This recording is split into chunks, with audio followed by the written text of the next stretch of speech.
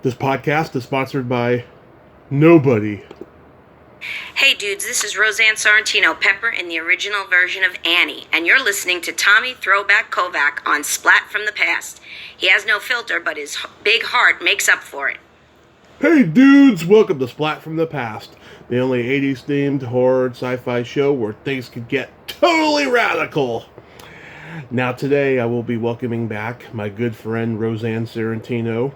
She's coming back on the show today. She's got a hilarious podcast on YouTube called Brace Yourself. I recommend that you go and take a viewing of it. It's pretty funny, and it seems to be pretty improvisational, unscripted, and just pure fun. I recommend it. We're going to talk about that. We're going to talk about, comedy shows opening up again and just any random stuff. I'm going to find out if there's going to be a 40th anniversary of Annie next year, a reunion or anything like that. And it's going to be fun. I can't wait. I love Rosanne. She is so awesome. She's far removed from Pepper. She's an absolute sweetheart. And she's fucking hilarious. So yeah, here is my new interview with Rosanne Sorrentino.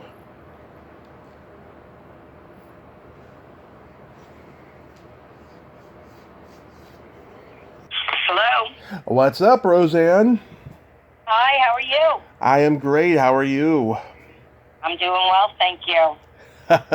Welcome back. Last time we talked, the pandemic hadn't even hit yet, and now it's starting to finally wind down. Yes, which is nice because I don't know if I could have done another summer like that. Oh, no. It was just a scary year. I have a bit of post-traumatic stress disorder from it, but I'm very hopeful for the future. Oh, I think everybody could say a little bit about that, Yeah. Now, whenever you get you have a cough or you sneeze or, God forbid, run a fever, right away everybody's thinking, Yeah.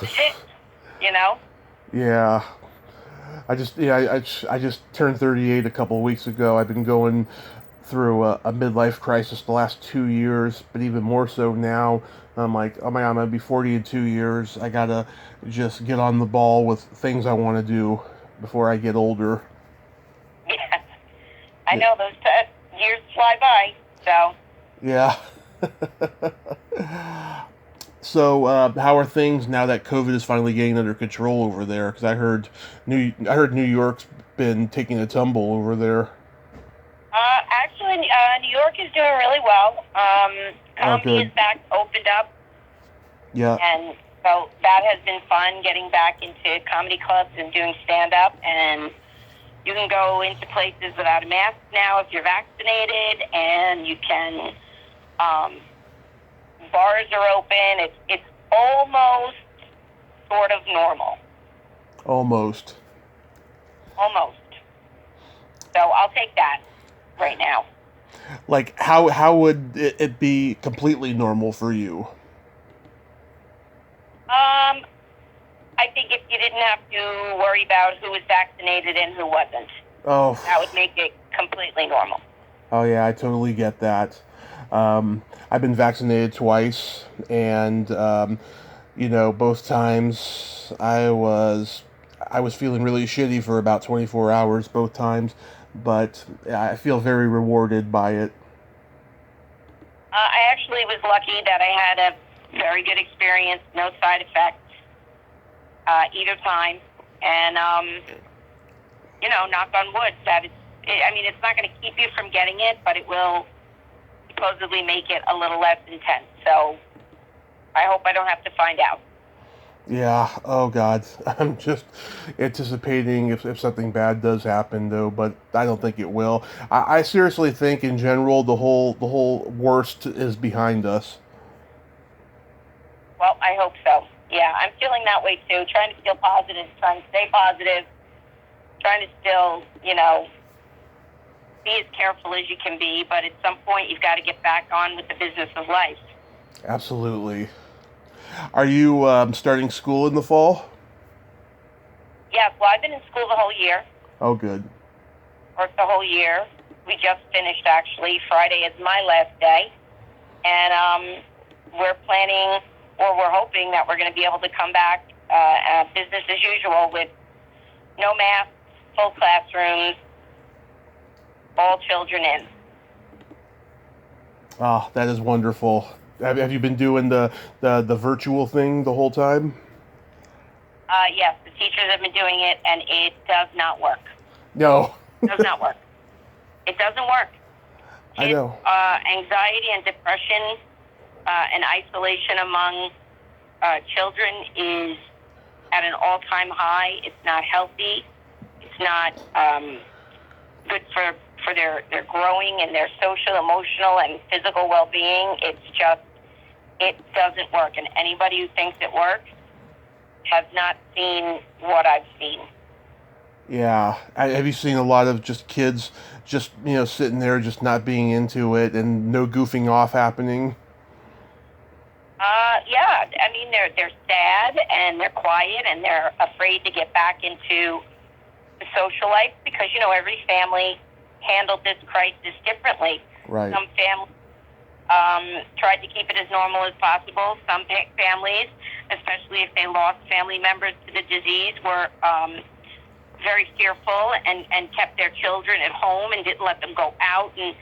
And so everybody's bringing something different to the table, and they're reacting differently. And I'm seeing a lot of kids who are really full of anxiety and depression and sadness, and we have to combat that now in the schools. That we have to start making schools a safe place again.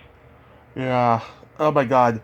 I just feel bad for any kid who has to go to school in this whole virtual thing at the moment, because that's no way to learn. I mean, we grew up, not having to deal with this kind of thing. We grew up passing around papers, and making fart noises in class and just, passing love notes and all of that stuff. I mean, that's the way it should be for kids, not this virtual thing of, at least you could say, hey, I have to go to the bathroom, and you can go to your own bathroom at least, and you don't have to worry about, being shot up in class. I know that's terrible to say, but it's true, Yeah, well, there's a lot more that kids have to deal with today than just the coronavirus. The whole landscape of education and what it means to be in school now with social media has changed, and it's really made it a more difficult challenge for everybody, for teachers, administrators, parents, students. They don't know, a 12, 13-year-old kid doesn't know how to navigate the social media landscape. They think Right. They know it all, but they're still very naive and very gullible, and it can become dicey. Absolutely. Oh my God. I remember during my junior year in high school, we got probably the first computer room of any school in San Mateo County.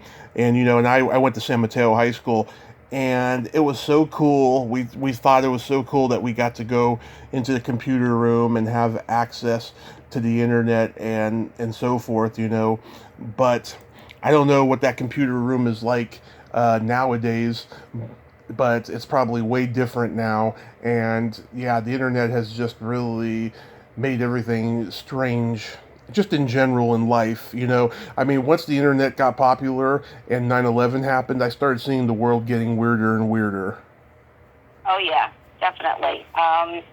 Now kids all have their own laptops that they bring to school. Yeah. So everybody's connected and hooked up. Every kid has a phone. Almost every kid. If a kid doesn't have a phone, we're like, wow, Yeah.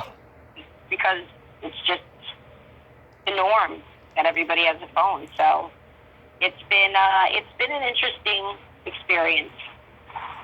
Yeah, I remember a guy I was hanging out with, this woman. Her daughter was in high school at the time. This was like 8 years ago. I remember her daughter got suspended because some kid was getting wildly beaten up in school, and she was recording it. And for all I knew her well enough to know that she's a good girl. She was probably recording it to go report somebody, but some teacher saw it and like sent her to the principal, and she got suspended for it. It's just it's weird. Well, when kids record a fight, they're usually not. Very rarely are they doing it to report it. Yeah. It depends on the kids. Some kids want acceptance so bad that somebody says record this, so they do it and they don't get in trouble. Or they're going to record it and they're going to post it on social media, or they're going to send it around and share it. So there's a million different reasons why kids do what they do. Yeah, I hope in general it becomes illegal to record it kind of is because you're bootlegging to record someone's set at a comedy club or something, because there's been a couple comedians whose sets have been taken out of context on the internet because someone recorded. Yes. Oh, yeah. But, it's hard to, unless you collect people's phones, it's hard to, and they do that in Manhattan. At the big comedy clubs with, big comedians, they take the phones now and you put them in a bag. And if they see you take your phone out, you're asked to leave the club. I would like do a thing where they put them in separate cases or something, because there's a chance your phone might get stolen when you have to collect them at the end, unless they give it to you personally. They give you the bag. Okay. Give you the bag. Okay. And you have to put it on the table or put it away, and so if they see a phone in someone's hands, they're going to ask you to leave the club. Okay, good. So how have the comedy shows been since you've been back? They've been really good. People are really happy to get back out and laugh and just enjoy being around people. And so the response has been really good, and the audiences have been great. And so we're gonna ride the wave while we can. Yeah, has there been much social distancing? Yeah, well, now everything's back to pretty much 100% capacity. So, but people tend to sit together with their groups anyway. Mm-hmm. So it hasn't been bad. I was thinking when the pandemic got really heavily into it, where everything was shut down, I thought to myself, God, is it going to get to a point where when live comedy shows come back, everybody's going to be wearing those plastic shields like Gallagher's audience used to have when he would chop up the watermelons? No, that's the first thing people do when they sit down at the table. If they walk in with a mask, the first thing they do is they take it off. Nobody can stand these things. Yeah. Wow. And how have the audience been during this time too? Because we're in this insane, woke cancel culture going on. Well, I personally steer clear of anything controversial. My comedy is basically poking fun at myself and my family and everyday situations. Mm-hmm. I don't get involved in politics or anything that's really controversial. It's just, first of all, it's just not my style. Yeah. And it's just not worth the risk. Yeah, I've never been into joking about politics, though, but occasionally, if something happens in the news that is just way too good to be ignored, I'll just say that, and it'll just be my only political joke throughout my entire set, Yeah, definitely. Sometimes you can get a good one-liner in there, and it's tame, but it gets a laugh, and that's good, But mm-hmm. But other than that, I just kind of steer clear of it. There's this one female comedian I'm really good friends with. She's been on the podcast many times. She used to do the same 5 minutes verbatim for years, and I remember there was one time. It was right after Anna Nicole Smith died. She made a joke about it, about the morgue attendants, fondling her breasts or something, and that was the first joke she told, and we thought that it was going to be a whole new set that night, but it wasn't. Yeah. No, you have to be really, if you want to get political or a little controversial, you have to have been doing it for a really long time. You have to really be good at it and know what you're doing. I wouldn't, I'm a new comedian, so Yeah. I just stick to things that I think are funny, that are relatable. That when I say it, people are shaking their head and laughing, going, yeah, I know that.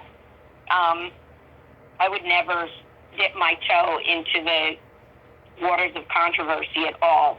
I'm not that good yet. Yeah. It's a never-ending process. It doesn't get any easier. That's for sure. Yeah. I mean, I just all the ugliness that I've seen on the internet and just in general in the world, I'm not going to change anything that I say really. I'm going to continue telling bawdy juvenile sex jokes because that's just a part of who I am, Right. Mhm. And those get a laugh. Absolutely, yeah. Did you do any Zoom comedy shows during the pandemic?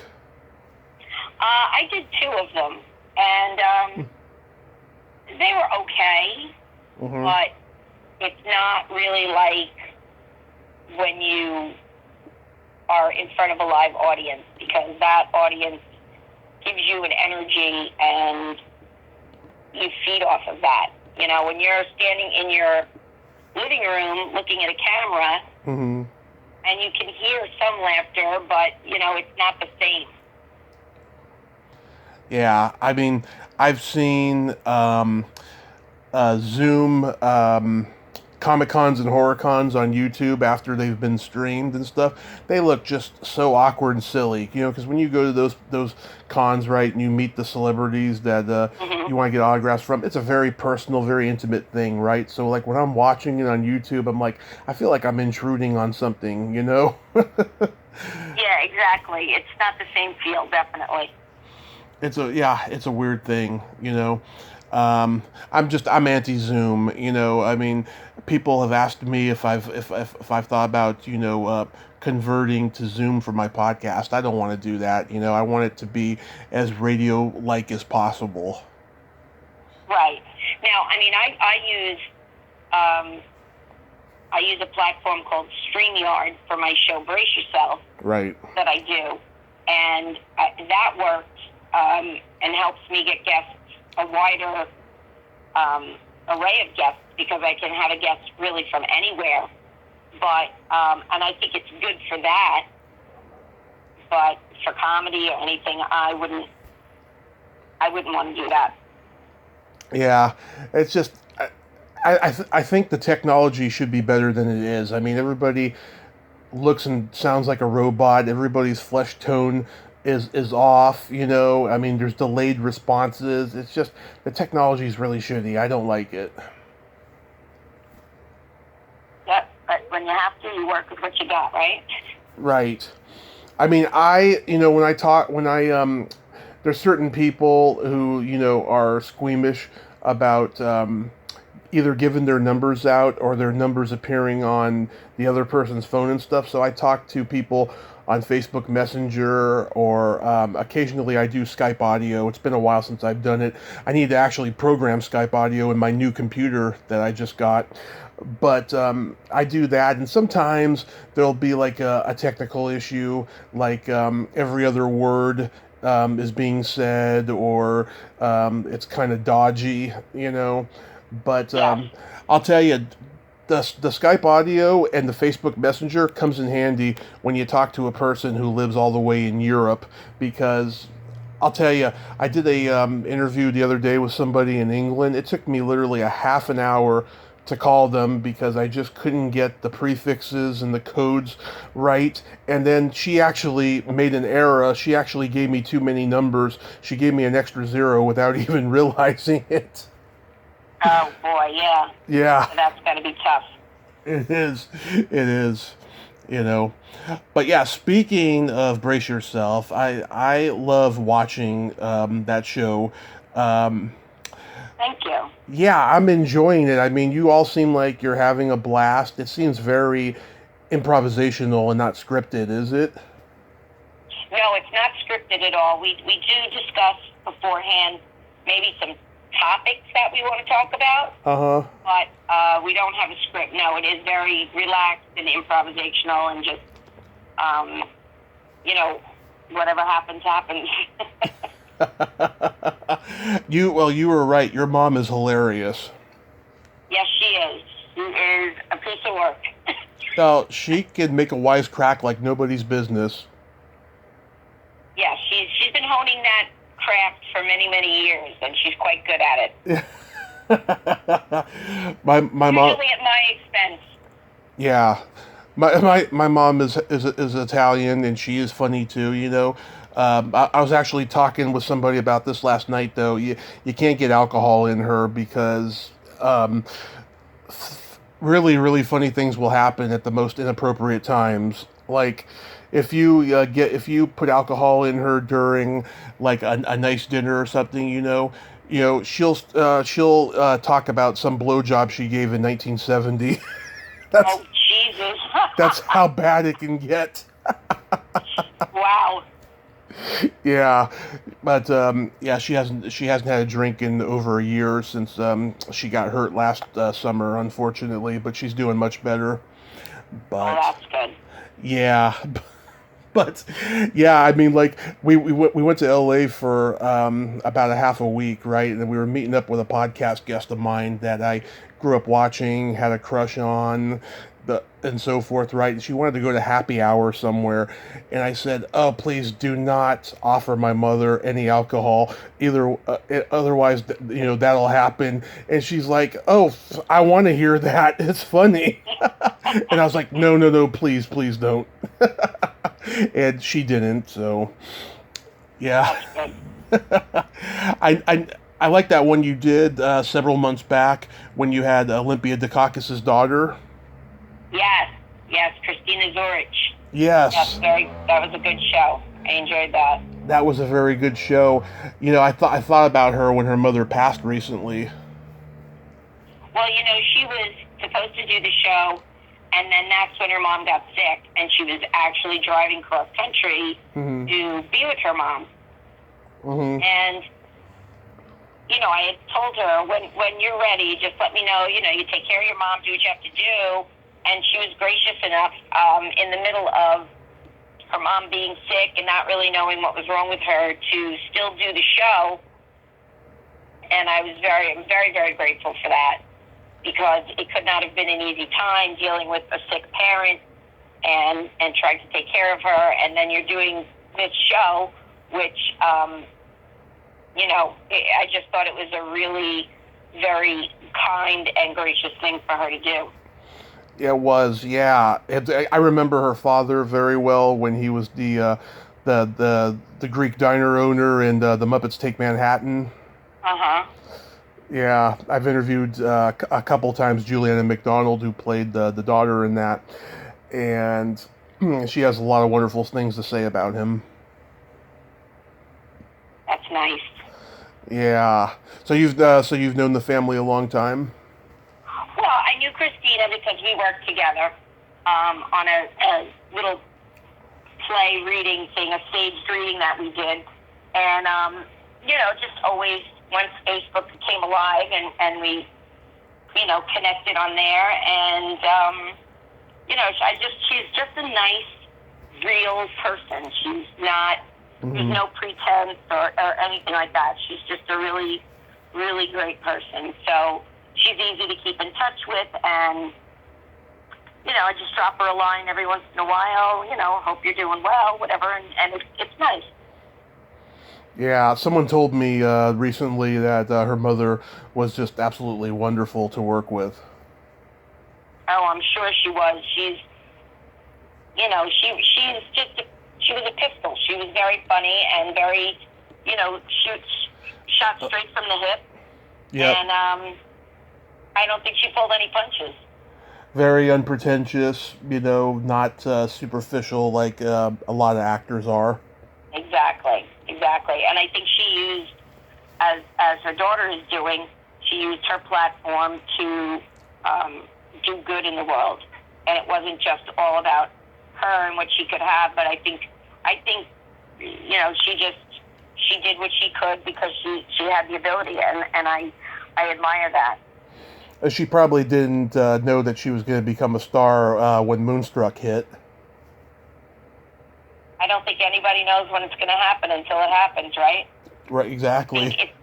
If you're a true actor or actress, the goal is to work. Right. And that's why I continue to do Brace Yourself, and I continue to do comedy, because it brings me joy. It makes me happy to do. Even if only 5 people are watching one week, those 5 people I want to make sure that I give a quality show to. So that's very important to me. And I take it very serious. I don't ever want to just blow it off or anything like that. I mean, if I'm not going to have a show, you're going to know about it. And even there have been times where I've just been tired or maybe not as motivated, but I still do it. And once I'm doing it, then I'm into it.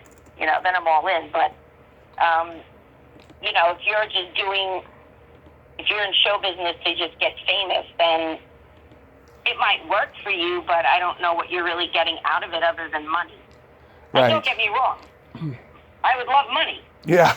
But who wouldn't like money? But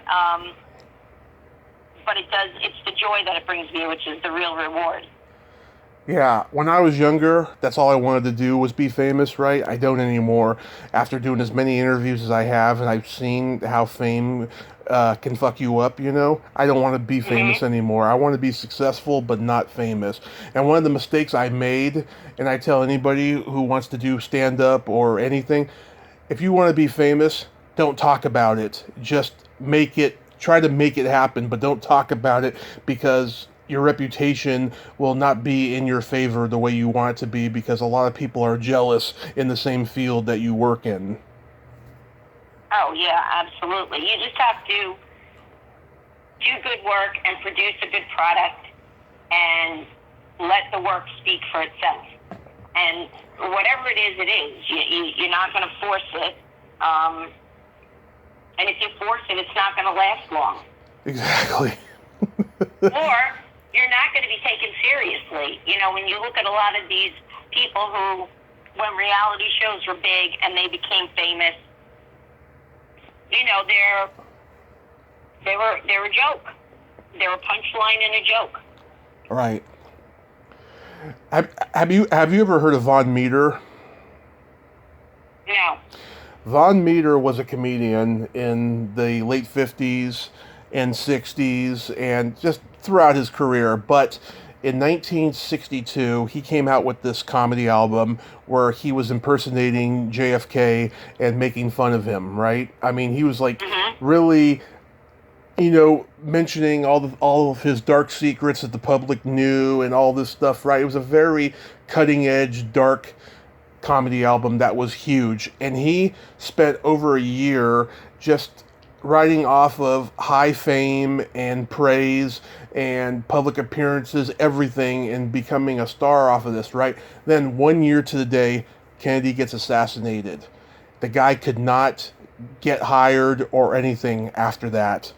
It was like the early like woke cancel culture, and this is pre-internet. This is in the 60s, and it is a very interesting phenomenon. He died in 2004. Tom Hanks tried to get a HBO TV movie about it made, but it never happened. But it's a very interesting story. I wasn't even really aware of it until I actually heard him talk about it in an interview. Huh. Yeah. Look into that. Yeah, it's crazy how people can go from high to low like that, and sometimes it's not even their fault. No, but that's it. 1 minute you're riding high, and the next minute you're just scraping 2 nickels together to pay the electric bill. Exactly. So have you had trouble getting people on Brace Yourself? It's been a little slow, and I've been busy with work. So my plan this summer is to try to build up the calendar and get people on the calendar so that, we can have some really good shows. But I also think that, and this is because people have told me, that they also really enjoy the show when it's just me and Chris and we bring my mom on. That they enjoy the banter and the talking. Yeah. I mean, I'll tell you, it's been kind of easy for me since day one to get guests.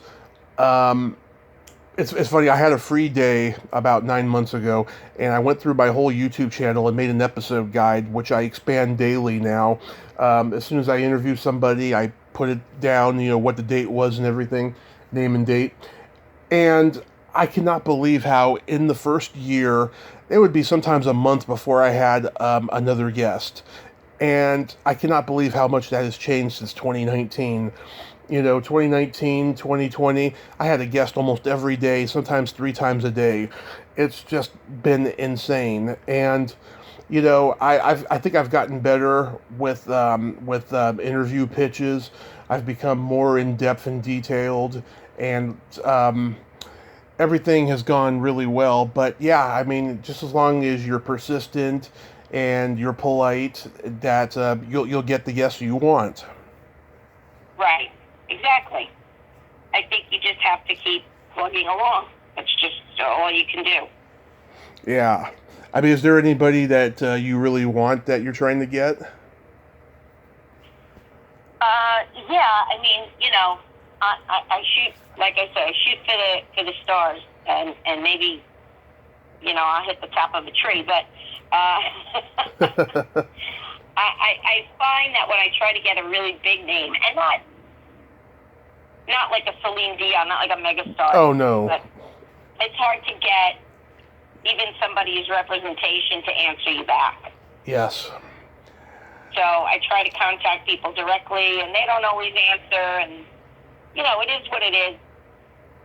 I always contact people directly. I don't really go through management unless I really, really have to. And I tell people who if someone says, talk to my representation or stuff, I say to them, with all due respect, I don't want to jump through the hoops to get an interview with you.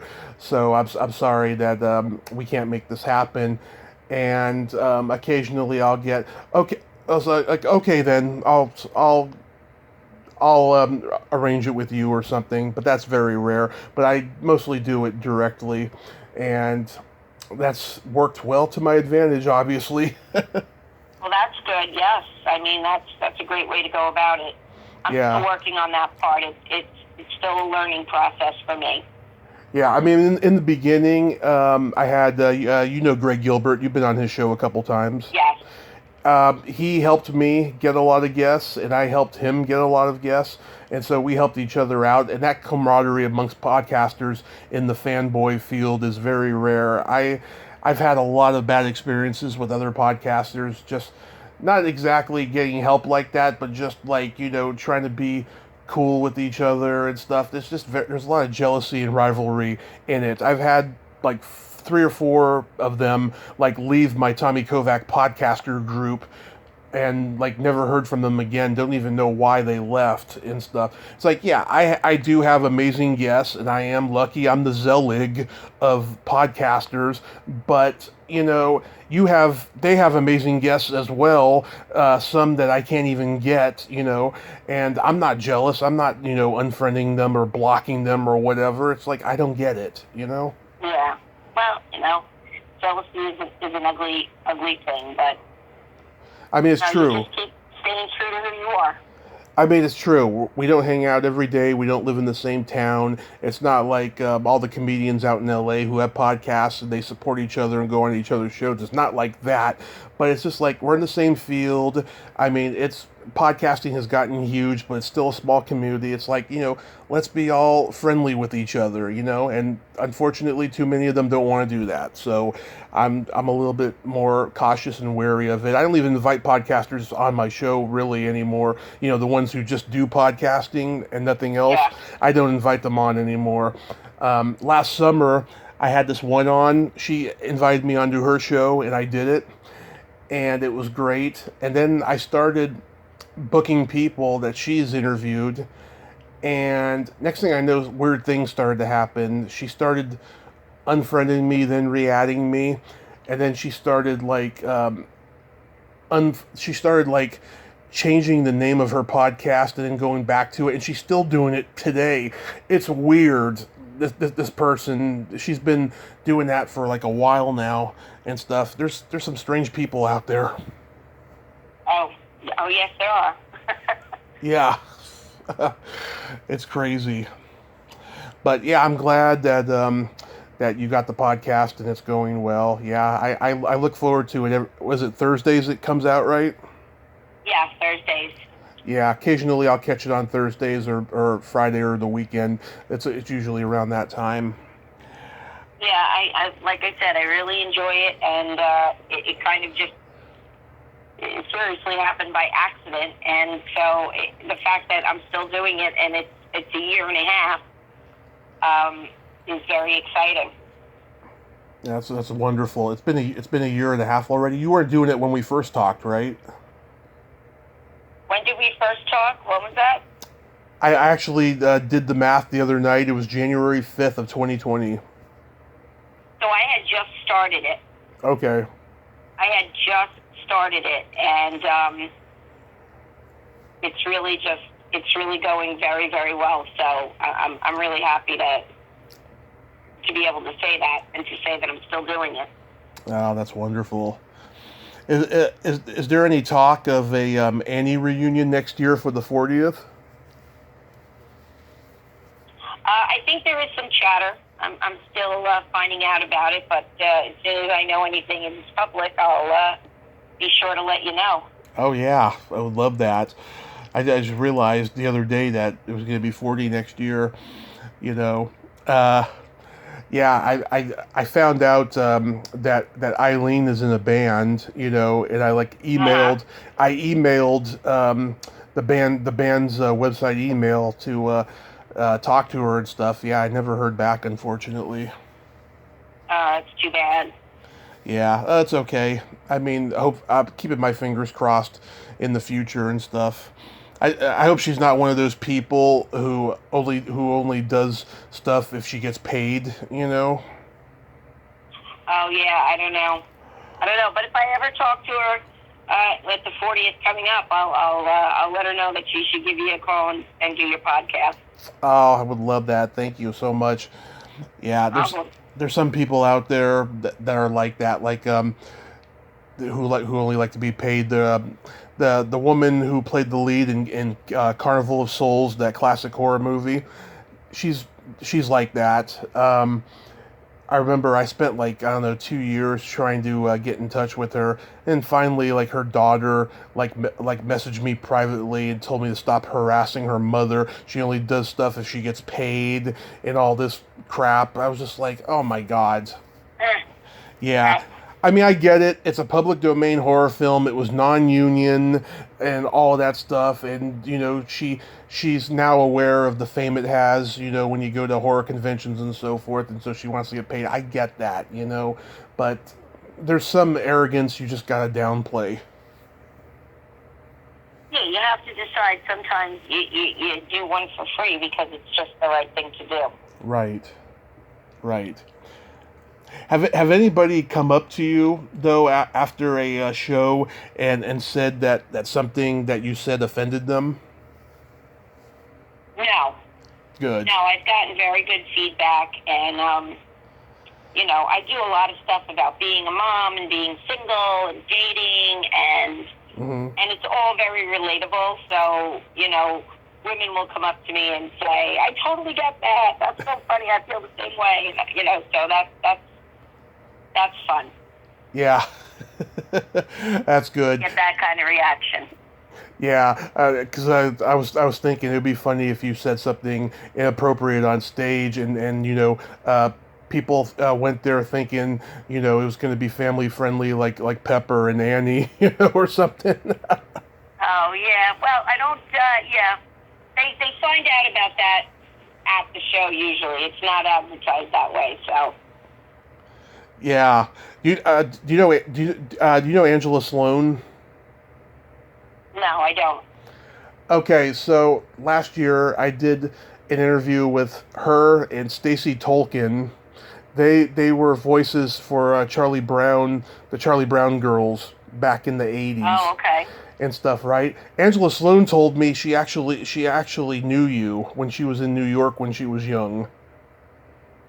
Really? Well, may have Yeah. very possibly if we were, auditioning and doing things like that. It's very possible. Yes, and I told her that you did stand up now, and she was like, "Oh my God, she must be hilarious," because I remember her mom being hilarious. That is true. My mom is hilarious. I Yeah, had to get it from somewhere, right? exactly. Yeah, I know that when Patton Oswalt was on King of Queens, people went to his show thinking it was going to be family friendly, and when he was doing this acerbic pop culture material and stuff, and they were shocked, What? Yeah, because a lot of comedians have that. A lot of comedians, they don't like to do these family-friendly sitcoms because their act is not like that. Like when Bob Saget was on Full You House. could say Bob Saget, yeah. Exactly. Yeah. People ask him. They say, "What's your favorite episode of Full House?" He said, "The last one." I watch his podcast on YouTube every Monday, and while he still is crude, he does like apologize if certain jokes out there offend people and stuff. And I remember I commented not too long ago. I said, "Bob, don't apologize. We love you just the way you are," and he loved that comment. Oh, that's nice. Yeah, That's cool. yeah. I just See, I would love to get anybody from Full House on the show, or any of the old TV shows that back when I was growing up. Like I had Bernadette Stanis on recently, Elma from Good Times, and that was fun. Oh my God, I talked to Lydia Cornell from Too Close for Comfort last summer. Oh my God, I made a new friend with her. She is a total tomboy. She let me be myself. She let me be crude, and she was laughing out loud at the things I said, and she just adored me. That's great. You get a connection with people, and that's an awesome thing. Yeah, we talked for over 90 minutes too. I mean, we really got along.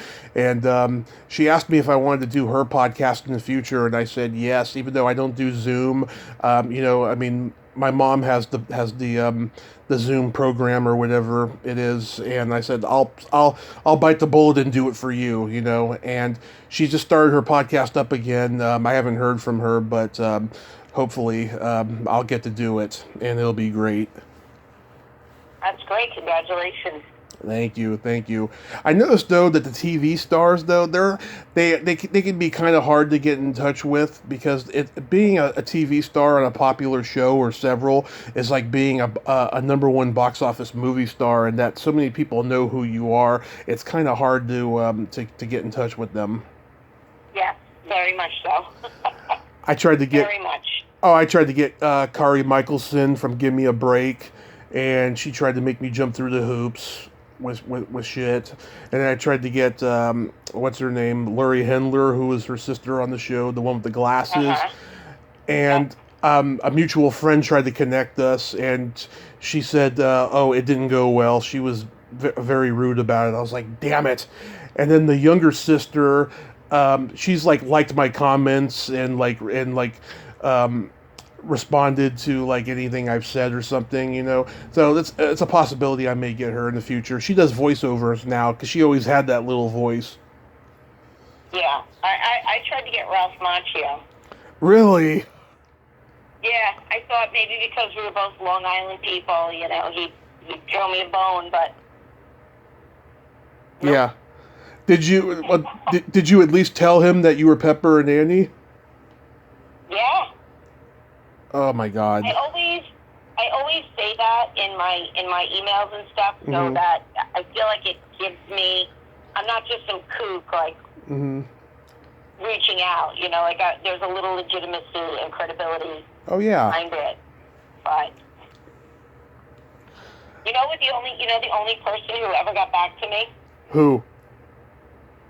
Britney Spears people. Wow. You would probably get a lot of hits, especially now with the fact that, she's been denied, to get out of house arrest. Yes. Oh, she was denied? She was denied. That's what it was in the news the other day. After she spoke to the judge? Yeah. I mean, you can never believe whatever news outlets, right? But the one that I saw, online said that the judge denied it. That's unbelievable. It's weird. It is really weird. It's going to go down in history as one of the weirdest situations for any celebrity, who, didn't really do that, bad of a thing, and just, having fame that young can just be, overwhelming and mind-boggling. Oh, that's terrible.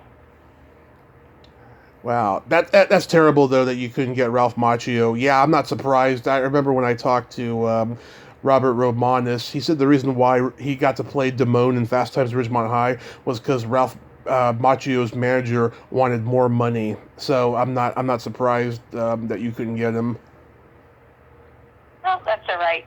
I keep plugging along, trying to find new people to have on the show. So. Would you get Scott Baio?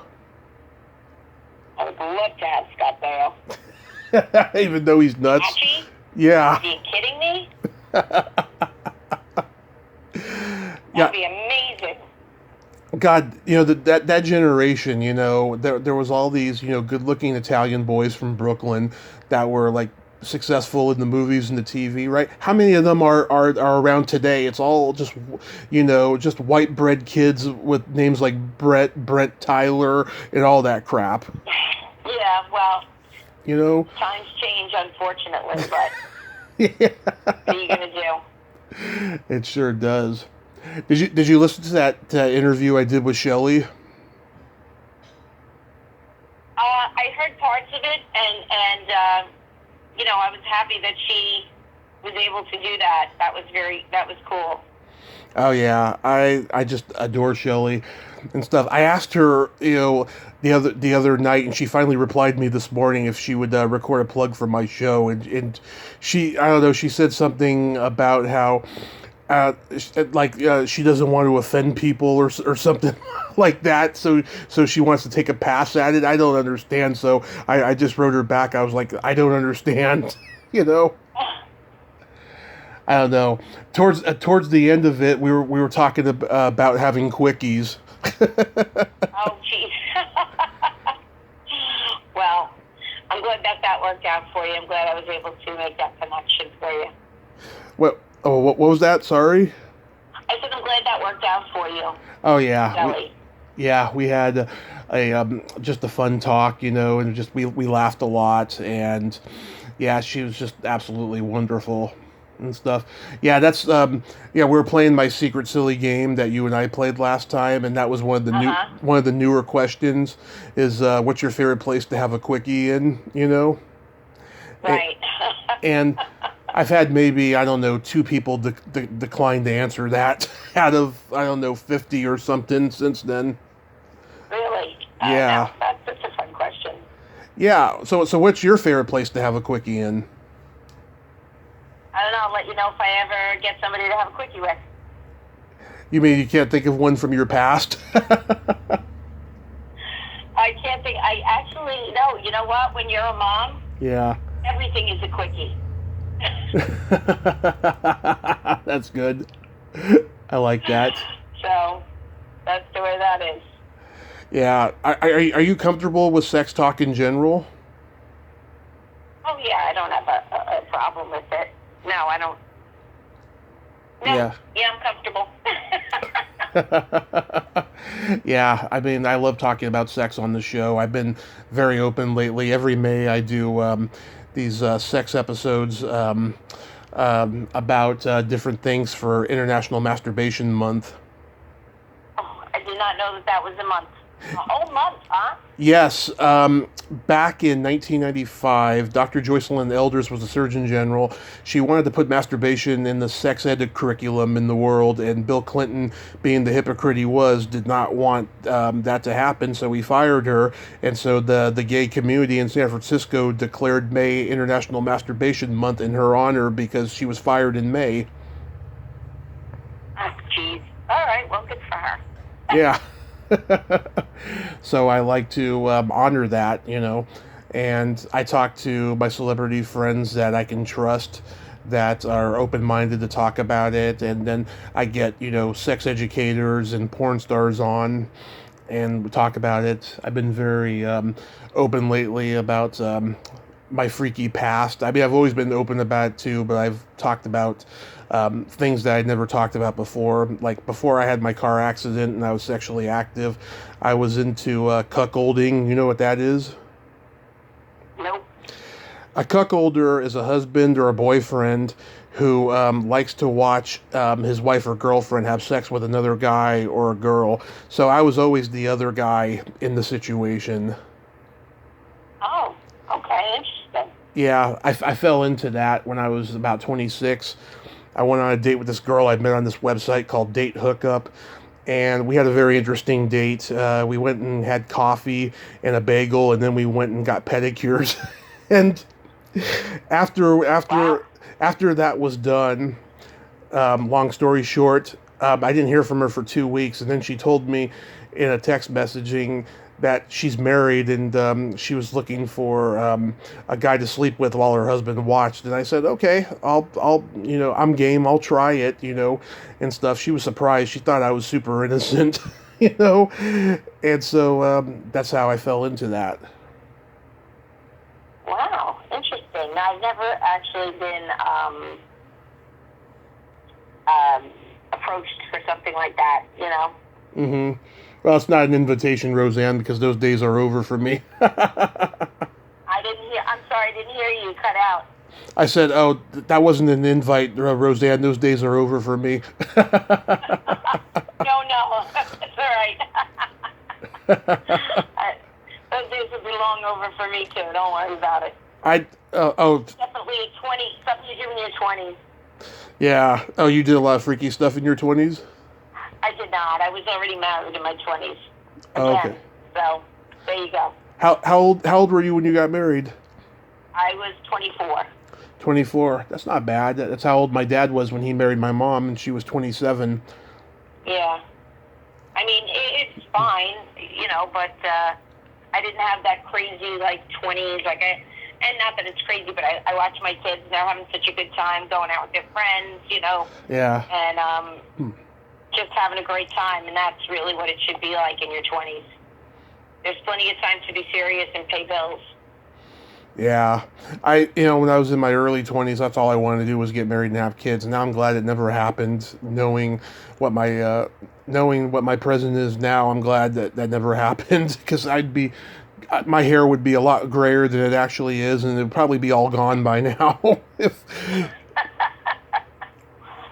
Oh, God. Well, you never know.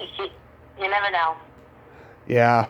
And today is my ex-girlfriend's birthday. She was a professional dominatrix before we got together. Oh, little 50 Shades of Grey, but in the opposite way. Yeah. Oh my God. If I wasn't such a drunken mess during that time, we'd probably be married now. She was like the perfect girl for me. She had ADD like me. She had absolutely no filter whatsoever. We would be in a very proper circumstance or something, and she would say things that would just make prudish people just completely uncomfortable. It was so awesome. And she was an absolute sweetheart. I mean, real empathetic sweetheart. And You know, she got me to experiment with things that, guys used to make her do and stuff, and it was a good relationship for a year, and then things went bad for me in 2013. That changed it all. And I tried talking to her after I got out of the hospital and stuff. I don't know if she ever found out about my accident, but she blocked me on Facebook, and we haven't talked since, unfortunately. That's unfortunate, but at least you had the time with her that you did. Absolutely, it was a fun time, and this is Pride Month, and I'm openly bisexual, and I'm very proud of it. I came out about it in 2010. Oh, good for you. Yeah. Well, happy Pride Month. Thank you, thank you. I have a friend who came out to me as asexual on the podcast a month ago, and I thought I didn't know any asexual people, but it would explain a lot. She told me she's never been really interested in sex, and the last time she had it was with her ex, which was over 12 years ago. And I was very happy that she came out to me on here. Yeah, that's big. I mean, come out at all, but to come out on a podcast. Yeah, that was very good. Do you have guys coming up to you after the show? No, not generally. No. I fancy myself man repellent, I guess, because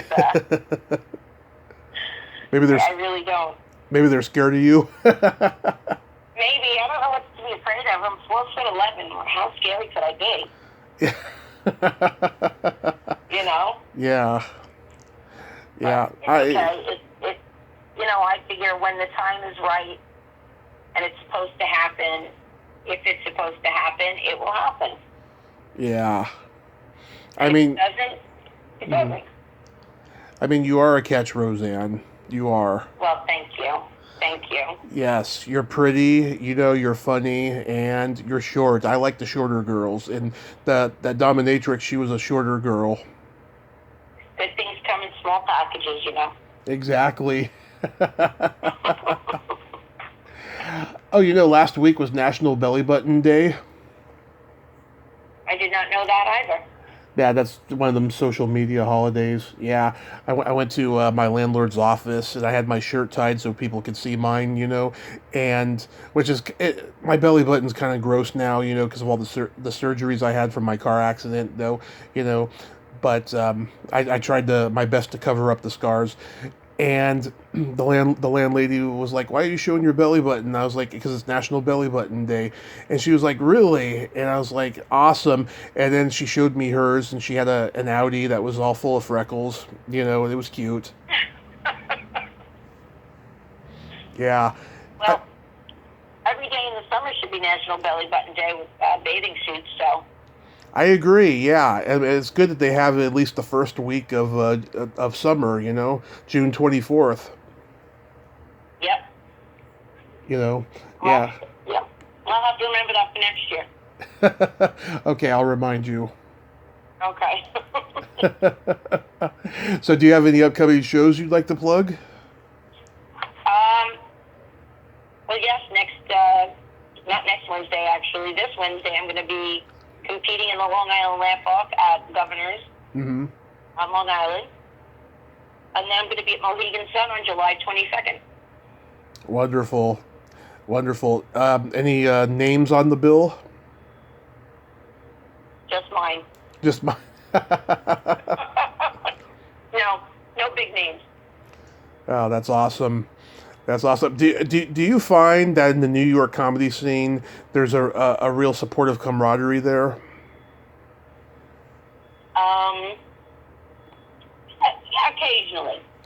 Occasionally. Not immediately.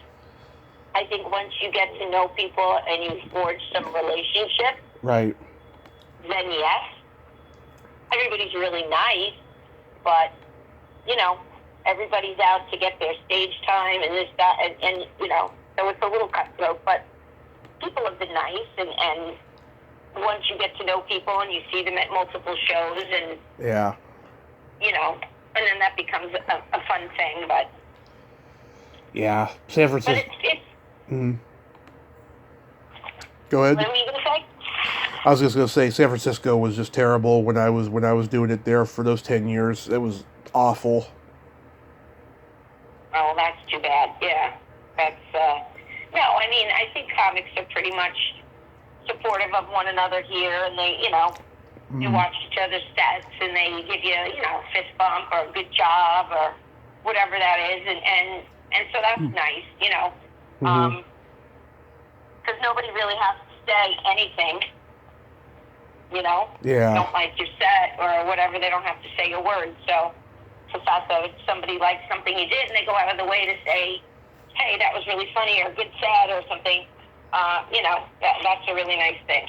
Because we really should all just support each other because it just makes it easier. It's if we're all helping one another. Absolutely. Not helping, but, being supportive and being kind and... I cherish the few relationships I have with I cherish the relationships with the few comedians that I'm friends with because they're the only people in the world who make me feel like I'm normal and that I can be accepted. Well, yeah, that's important. And the beautiful thing about comedians is that none of us are normal. Right. So, we're okay with not normal, because we're not normal. Because what normal person would get up on a stage and tell jokes and put themselves out there like that? That's not normal. Exactly. I get to indulge, my freakiness with other comedians like yourself, right. And it's very special to me. So I have fun thing. Yeah. So I have a couple of jokes for you to wrap this up. Okay. You know the difference between cheap beer and performing cunnilingus on your sister? No, I don't know. What's the difference? The taste is the same, but it's still not right.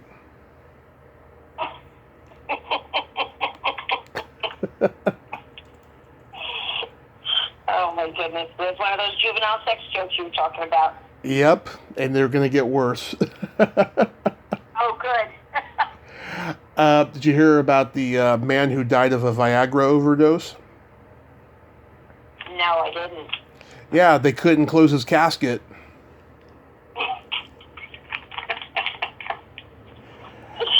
Oh, I should have seen that one coming. No pun intended. Lord knows he didn't. Yeah. No pun intended. A priest goes to his neighbor and says, "Top of the morning to you. I heard the ice cream trucks ringing and I felt like a kid again." The neighbor says, "Careful, Father. There's cameras everywhere now."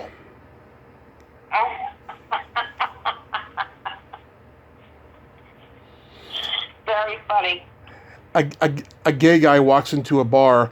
The bartender says, "Hey, what's with the shit-eating grin?" I'm glad the joke stopped there. I love that one. Well, I'm sure. Well, Rosanne, I always have a good time with you, and I thank you so much for coming back on today. My pleasure. And I'm so glad that things are wonderful for you over there.